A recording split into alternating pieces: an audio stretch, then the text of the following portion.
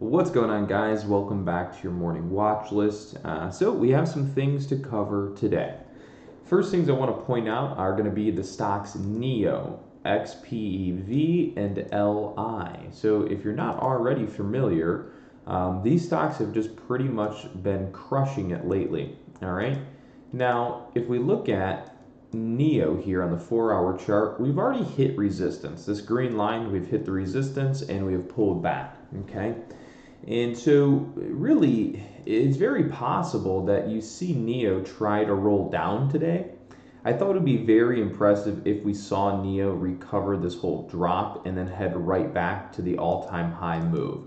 So today I'm thinking overall you're going to see NEO kind of be a little sluggish. Now I could be wrong. This thing could continue ripping, but for now it just seems pretty unlikely that we would see NEO recover this whole entire drop and then run all the way back to all-time highs and then break out today. So the only thing that I was anticipating this morning was NEO to break that bull flag and then run back up towards the price of $41.76. And this area is where we're probably going to see it try to retrace back to the downside a little bit. Now, if you go and take a look at XPEV or LI, these two stocks are trading almost identical to NEO. So as a whole, XPEV, LI, and NEO are all really trading very similar because they're involved in the EV market.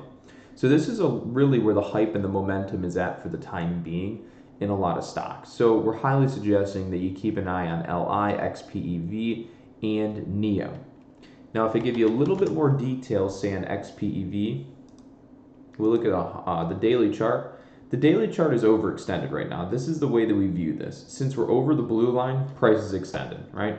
If you look at the RSI is going to be all the way up at like 79. I don't ever listen to RSI at all, so again, that's really just for those of you that believe when RSI is over 70, it's overbought. That's fine. But I can tell you just from this charting view, we're overbought by $29. $29 is the target on the downside for the time being. That's where support's at. On the 4-hour chart, we have support around $30. So for now, momentum's favoring the upside, and what we're doing is just basically seeing this get overextended, and then eventually it's going to fall into a pretty decent short play. But for now, the momentum's on the upside, but XPEV, LI, and NEO, we are watching for a retracemental short move before considering it to be a long play on the day. Mogo is the next stock we'll talk about. This is a penny stock that has been running pre-market, and it's held up pretty well so far, but it does appear that we're starting to see this get into some more selling action. If you go and look down at the volume, look at the volume. Since we got to this high, the volume has pretty much shifted red. And then if you look at our ultimate volume system down here, you're going to see that you can see the increased selling volume happening. Whereas, look at this, right?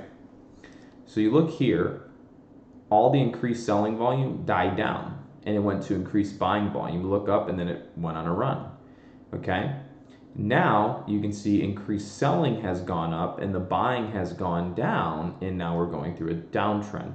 So this on the bottom is the ultimate volume system. You can get it through the link in the description of these videos at any time. So just make sure to go down there, click the link that says volume scanner, ultimate volume system, and you can pick this up and install it.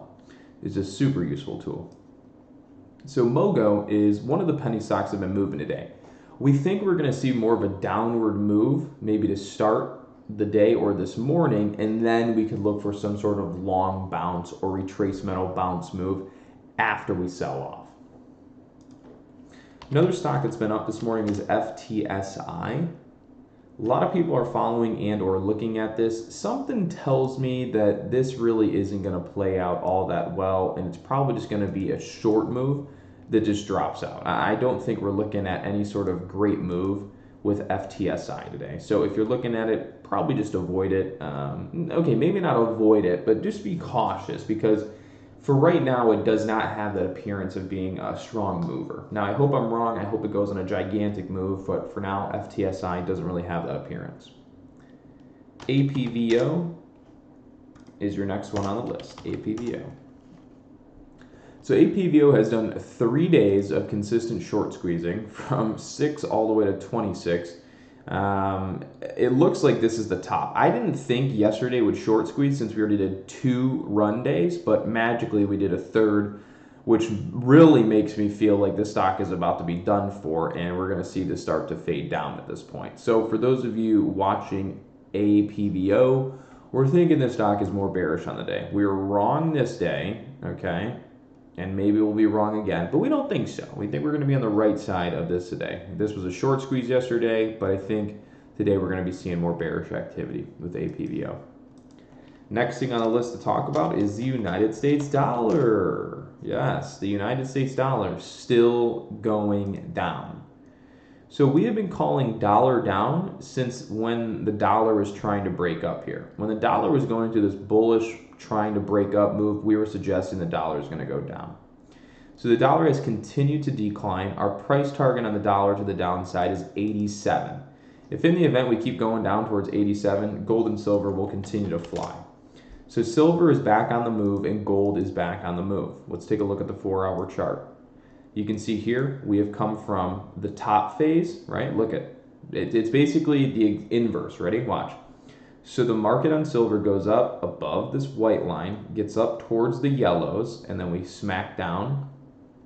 We do this consolidation, break down below the white. When we go below the white, we've entered the more low risk long zone.